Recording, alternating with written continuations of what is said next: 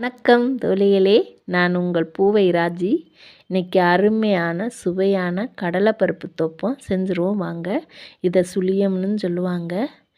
இது செய்வதற்கு 1 கிலோ புழுங்கல் அரிசி, 1/4 கிலோ உளுந்தம்பருப்பு எடுத்து சுத்தம் செஞ்சு ஊற வச்சிடணுங்க 1 மணி நேரம். இதை கிரைண்டரில் வடை மாவு பக்குவத்துக்கு அரைச்சி வச்சுக்கணுங்க. லைட்டாக உப்பு போட்டால் போதும். 300 கடலைப்பருப்பு எடுத்து ஊற வச்சுக்கணுங்க.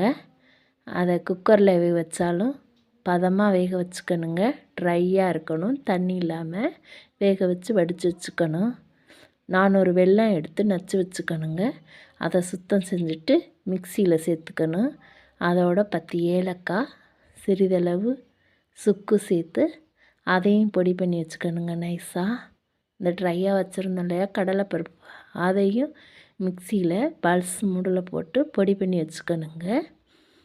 அதுக்கப்புறம் ஒரு தேங்காய் உடச்சி திருகி சேர்த்துக்கலாங்க. 2 ஸ்பூன் நெய் சேர்த்துக்கலாங்க. ஒரு பிஞ்ச், அதாவது இத்தினோண்டு ஒரு பிஞ்ச் போட்டுக்கணுங்க. உப்பு நிறையா போட்டுறக்கூடாது. இது எல்லாம் சேர்ந்த கலவையை சின்ன சின்ன உருண்டையெல்லாம் உருட்டி பூர்ணம் தயாராகிருங்க. உருட்டி வச்சிடணுங்க. சின்ன சின்ன உருண்டையெல்லாம் அரைச்ச மாவு இல்லையா, அதை பக்கத்தில் எடுத்து வச்சுக்கணுங்க. ஒரு வாணலியில் எண்ணெய் ஊற்றி காய விட்டுறணுங்க.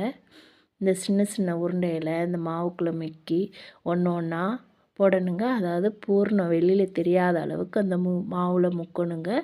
மாவு பக்குவமாக இருக்கணுங்க, தண்ணியாக இருக்கக்கூடாது, ரொம்பவும் கெட்டியாக இருக்கக்கூடாது. ஒவ்வொரு உருண்டையெல்லாம் முக்கி இந்த எண்ணெயில் போட்டு அரைச்சி எடுக்கணுங்க. அருமையான கடலைப்பருப்பு செய்யும் சூப்பராக இருக்குங்க, டேஸ்டியாக இருக்குங்க.